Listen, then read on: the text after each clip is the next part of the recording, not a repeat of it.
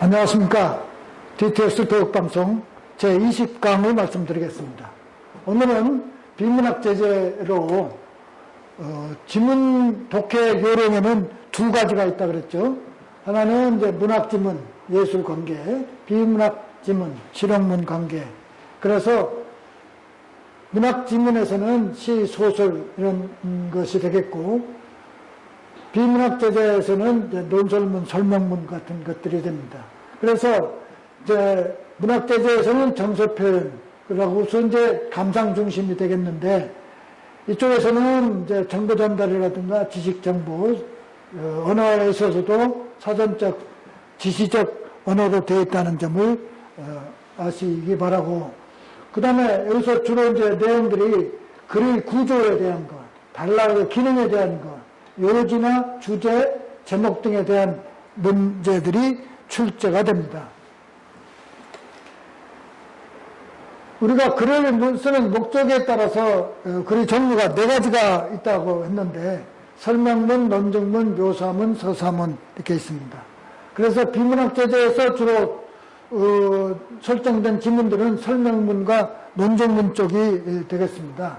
그래서 설명문은 어떤 것을 쉽게 풀이해주는 그런 진술 방법을 쓰는 데 비해서, 논증문은 어떤 주장을 나타내기 위해서 근거라든가 증명을 요하는 그런 글들이 되겠어요. 그래서 제시된 지문이 어떤 글이냐에 따라서 거기에 대한 파악이 잘 돼야 된다 이겁니다. 이 묘사문이나 서사문은 주로 예술적인 지문에서 출제되는 내용들입니다.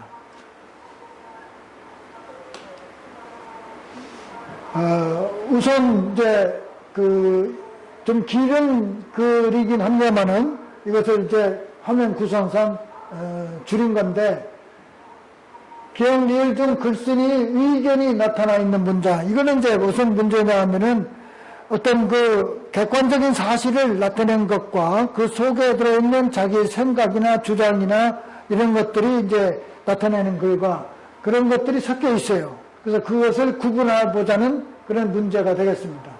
다보탑과 석가탑은 모두 통일신라 시대에 만들어졌습니다. 이건 역사적 사실이죠. 두 탑은 불국사 대웅전 앞들에 있습니다. 네, 어디 위치를 얘기하는 겁니다. 여기서는 지금 의견에 대한 질문입니다. 그리고 다보탑은 십자 모양의 받침 주변에 돌계강을 만들고 그 위에 사각, 팔각, 원 모양의 돌을 쌓아 올렸습니다. 이거는 묘사적인 겁니다. 어떤 대상을 객관적이고 구체적으로 나타내기 위한 글이죠. 석가탑은 사각 평면 받침 위에 돌을 3층으로 쌓아 올렸습니다. 이것은 지금 본 것입니다. 사실이 그렇죠. 다보탑과 석가탑은 서로 다른 모습이지만 모두 매우 아름답습니다. 아름답다라고 하는 것은 자기 주관적인 생각, 의견이 되겠습니다. 그래서 많은 사람들에게 관심과 사랑을 받습니다. 이거는 생각과 의견에 해당이 됩니다. 그래서 1번은 4번에 해당이 되겠어요. 그 다음에 2번, 기억, 리을 중 박물관에서 본 것이 나타나 있는 문. 이것도 이제 마찬가지 문제이죠. 본 것과, 그러니까 사실과 의견, 생각, 주장, 이런 것들입니다. 기억, 우리 가족은 주말에 여행을 다녀왔다. 이건 이제 사실이죠. 여행지는 전라북도 고창으로 예전에 텔레비전 여행 방송에서 본 기억이 있어 가기 전부터 마음이 설레었다. 이거는 이제 가기 전에 설레인 마음입니다. 주관적 생각이죠. 토요일 아침 일찍 출발해서 맨 처음 도착한 고창 관광지는 고인돌 박물관이었다. 고인돌 박물관에서는 영화와 유물들을 보면서 고인돌의 역사를 알 수 있었다. 이건 이제 하나의 견학지의 과정이 되겠습니다. 이 박물관 1층에서는 고인돌 영화를 봤고, 이제 뭘 봤느냐? 2층에서는 고인돌과 관련된 여러 유물을 봤다. 이게 본 것이죠. 이게 본 것. 박물관을 다 둘러보고 나니 고인돌 박사가 된 것 같은 기분이었다. 이거는 주관적 생각입니다. 자, 그래서 기억 리을 중에서 내가 본 것이 어떤 거냐 할 때는 이제 디귿이 되겠고, 또 느낌이 어떤 것이냐 하는 것은 이제 리을이 되겠고, 그래서 여러 가지 형태의 문제가 됐습니다. 어떤 과정을 나타내고 있는 글이냐, 또 어떤 사실이나 여정이나 일정을 나타낸 글이냐에 따라서 여러 가지 문제 형태가 되는데, 이쪽에서는 본 것에 대한 문제입니다. 그리고 우리가 이게 비문학 제재에서는 문장이 길어요. 그래서 약 한 600자에서 800자 정도가 됩니다. 고절 같은 경우는 한 800자까지 돼서 시간이 많이 걸리고, 그 읽는 것이 상당히 답답하고 어려움을 느끼는데, 이런 때에는 어떻게 하느냐? 문제부터 봅니다. 문제부터 봐요. 그래서 빨리 문제를 이렇게 보고 나면 전개방식에 적절한 거 순서대로 되어 있느냐, 문답식으로 되어 있느냐, 차이점이나 특성을 제시했느냐, 서로 다른 관점에서 이론을 전개했느냐. 그 문제를 언뜻 보고서 이 글을 보면은 이 파악이 빨리 될 수가 있습니다. 자, 어떻게 살 것이냐. 또 우리는 이런 글이 이제 길다고 했을 때 그 내용 파악을 위해서는 번호를 붙여라 그랬어요. 번호를. 이제 문장에다가 번호를 붙일 수도 있고 단락에다가 번호를 붙일 수도 있고 그렇습니다. 그래서 가장 핵심되는 단어나 귀절이 어떤 것이냐 하는 것을 밑줄 쳐가면서 파악해 보면은 이제 빠른 시간 내에 문제 해결이 되리라고 봅니다. 질문에 쉽게 답을 내릴 수 있는 사람은 없습니다. 어떻게 살 것이냐. 이제. 그래서 저는 이 무거운 질문을 어떤 삶을 살고 싶은가로 살짝 바꿔보았습니다. 뭔가 이제 물음식으로 문제를 제기해 놓고 있죠. 오늘 저녁에 뭘 먹을까라는 질문처럼 이제 예시를 든 겁니다. 예시죠. 질문처럼 조금 가볍게 느껴지더군요. 이 질문에 대해서 여러분마다 각자 추구하는 바가 있을 텐데요. 저는 그 답을 여러 심리학자의 연구를 바탕으로 해서 두 가지로 정리했습니다. 자, 여기까지. 어떻게 살 것이냐, 이런 것들이 이제에 대해서 사람마다 다 다를 텐데, 내가 생각하는 그 견해는 이제 심리학자의 연구를 바탕으로서, 그러니까 이거는 뭘까요? 내가 말하고자 하는 것을 근거를 제시하기 위한 것이죠. 그 근거 중에서도 사실, 역사적 사실을 근거로 하고 있느냐, 유명한 사람의 말을 근거로 하고 있느냐 했을 때, 이거는 이제 소견 논거가 되겠습니다만은. 첫 번째, 이 첫 번째, 신나게 살기입니다. 자, 두 가지를 정리한 중에 첫 번째입니다. 재미있는 삶, 지루하지 않는 삶, 즐거운 삶을 사는 것이죠. 노벨상을 받은, 이건 예시죠. 노벨상을 받은 사람의 공통점은 심오, 아주 깊고 심각해서 접근하기 어려운 사람인 줄 알았는데 알고 보니 모두 재미있는 사람이다라는 것입니다. 우리가 꿈꾸는 삶 중에 하나는 죽는 순간까지 장난기를 잃지 않는 것입니다. 그런 얘기입니다. 그러니까 두 가지 중에 지금 한 가지를 얘기하는데, 이렇게 첫째, 둘째, 셋째 이렇게 하는 것을 개조식이라 그래요. 개조식. 우리가 어떤 주장이나 그 설명을 할 때 개조식으로 하면은 이해가 빨리 됩니다. 여기에 이제 소견 논거도 들어있고, 개조식으로도 되어 있고, 문답식으로도 되어 있고 그렇습니다. 자, 시간적 순서에 따라 내용을 서술하고 있다. 네. 그런 것은 보이질 않죠. 질문에 대한 답을 소견 논거로 제시하고 있다. 이 소견 논거, 심리학자의 연구를 바탕으로 했다라고 하는 것은 다른 사람의 이 말을 인용한 것이다는 얘기죠. 그래서 이제 이게 이제 답이 되겠습니다만, 대상의 차이점을 나타냈다거나 서로 다른 관점을 절충해서 새로운 일을 제시했다거나, 이게 변증법적인 그런 전개로 되어 있느냐, 그런 얘기가 되겠습니다. 이거는 이제 2번이 답이 되겠습니다. 자, 이것도 이제 앞부분에 생략이 되어 있는데, 앞에서 문제를 먼저 읽어보고, 그러고서 내용을 보면은 좀 이해가 빠르다, 시간을 절약할 수 있다, 이런 말을 했는데, 자, 기억리의 사전적 의미, 앞에서 문학적인 언어는 함축적, 상징적인데 비해서 지금 이 비문학 제재에서는 그 사전적 의미로, 과학적 의미로 해석을 해야 돼요. 사전을 찾아서 그 답을 찾아야 됩니다. 자, 그래서 사전적 의미로 적절하지 않은 거라 그랬는데, 우리나라와 인도, 동남아시아 등지에서 고추를 먹기 시작한 것은 16세기에 들어서다. 이제 화제의 중심이 이제 고추에 대한 얘기입니다. 그렇다면 고추의 고향은 어디일까? 바로 중남미다. 묻고 대답했죠. 고추는 오랫동안 중남미인들이 먹어온 음식 가운데 하나로 중남미 고대 국가의 유물. 자, 이게 사전적 의미로 해라 그랬는데, 유물, 과거의 조선이 후세에 남긴 물건. 어때? 좋죠? 이거 맞습니다. 중에는 고추가 그려진 그릇이 있다. 이게 증거를 내세웠어요. 이 고추를 에스파냐와 포르투갈 사람들이 배에 실어 유럽으로 가지고 갔다. 그것이 인도양을 거쳐 인도와 동남아시아로 왔고 뒤에 우리나라에까지 들어온 것이다. 이거 과정을 얘기하고 있어요. 이랬듯 고추의 재배 지역은 재배. 자, 식물을 심어 가꾼다. 재배. 식물이죠. 재배. 맞습니다. 나뭇가지처럼 사방으로 뻗어나갔다. 사방으로, 동서남북으로 통틀어 이르는 말. 좋습니다.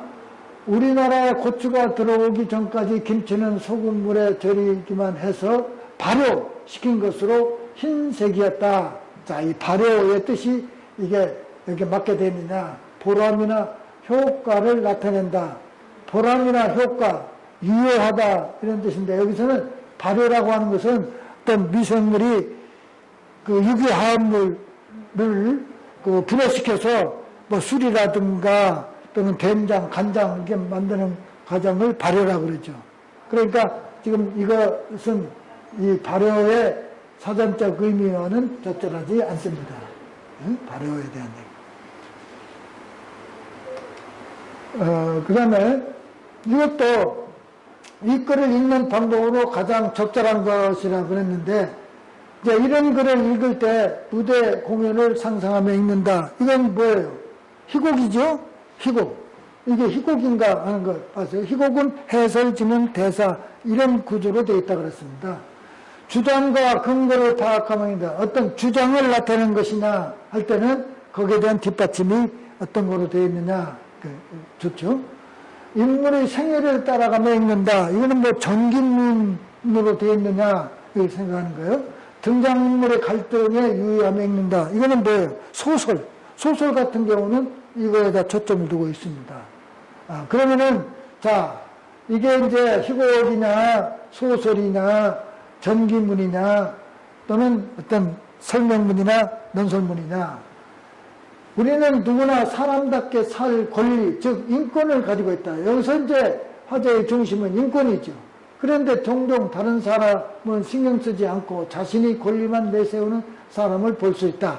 인권을 무시하는. 이로 인해서 인권을 침해받는 사람이 생기기도 한다. 이러한 사람 없이 모든 사람들이 인권을 지키기 위해서는 우리 노력이 필요하다. 인권을 지키자.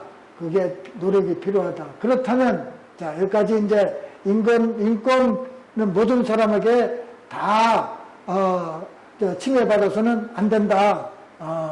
해서 거기에 대한 인권 수호에 노력이 필요하다면. 그렇다면 우리는 어떻게 해야 할까?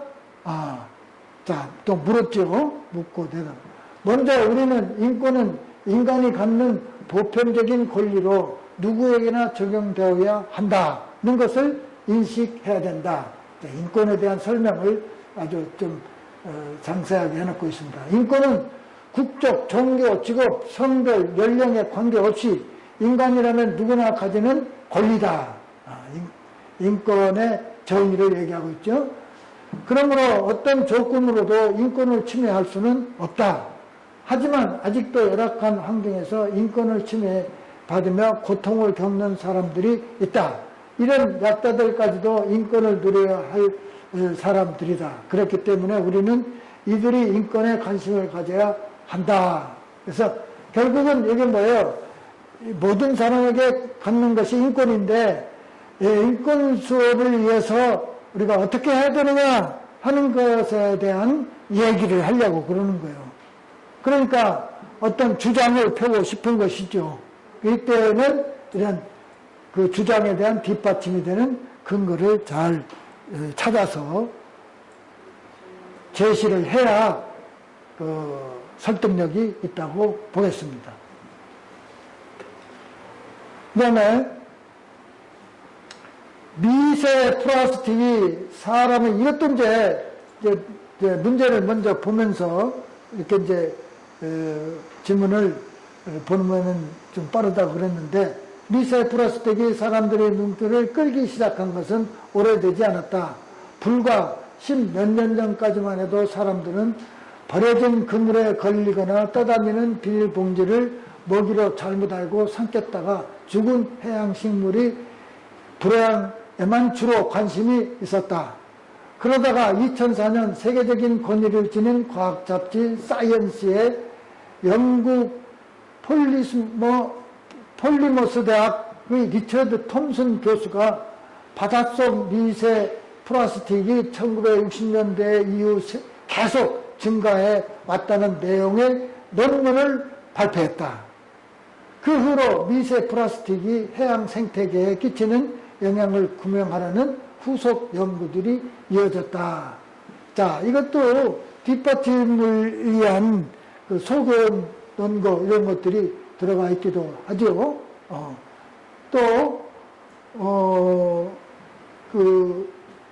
이게 이제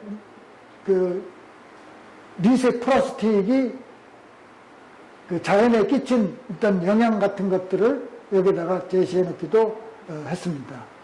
윗글이 서술 방식으로 가장 적절한 것. 자, 이런 글이 이제 뭐라고 했어요? 자기 어떤 의견이나 주장이나 이런 것을 펴기 위해서 쓰여진 글입니다. 그래서 이제 적절한 것이 어떤 거냐? 이 글에서는 지금 용어의 개념을 정의하고 있다. 이 내용이 들어있진 않죠. 대상의 장단점을 비교하고 있다. 이 설명이 정의적인 방법으로 하고 있느냐, 장단점을 비교의 방법을 쓰고 있느냐, 문답식으로 되어 있느냐, 또는 주장에 대한 논거를 밝히고 있느냐, 어떤 것이 가장 적합하겠는가 하는 얘기입니다. 여기에는 이제 그 톰슨 교수의 플라스틱 사이언스 영국 대학에 이제 이런 것들이 바로 주장에 대한 논거를 밝혀가면서 이 글을 전개해 나가고 있다고 해서 이게 4번이 적절한 답이 되겠습니다. 또 7번 밑줄 친 부분이 기억과 같은 끌기, 이거는 이제 그 단어의 쓰기에 대한 얘기죠. 적자가 어떤 경우에 쓰는 단어냐, 단어의 의미에 얘기됩니다. 밑줄 친 부분이 기억과 같은 의미로 쓰인 것이 어떤 거냐? 이건 눈길을 끌다, 시선을 끌다, 관심을 갖다, 뭐 이런 뜻으로 여기서 이제 해석이 되잖아요. 무거워들거나 끌기 힘들다, 이게 뭐 밀어간다, 여기서는 그런 것과는 좀 다르죠. 이음 동의, 동은 이음 동의어에 대한 얘기죠. 단어는 같은데 쓰기가 다르니까. 이 제품에 관심을 끌기 시작했다. 이게 바로 눈길을 끌다, 관심을 끌다 하는 것이 이제 답이 되겠는데, 눈이 와서 자동차 끌기 힘들다, 밀다, 어떤 얘기죠? 할 얘기가 없어 시간을 끌기 힘들다, 연장시키다. 여기서는 이제 관심과 관계가 있다고 하겠습니다. 자, 이상과 같이 이제 비문학 제재를 끝으로 해서 국어 강의를 이제 마치겠습니다. 그동안에 아주 열심히 경청해 주셔서 고맙습니다. 앞으로 검정고시를 공부하는 사람들에게 많은 도움을 주기 위해서 더 열심히 노력하고 또 그 자료를 많이 수집해서 제공을 하겠습니다. 자, 모든 사람의 필승을 다짐하면서 지금까지 경청해 주셔서 감사합니다.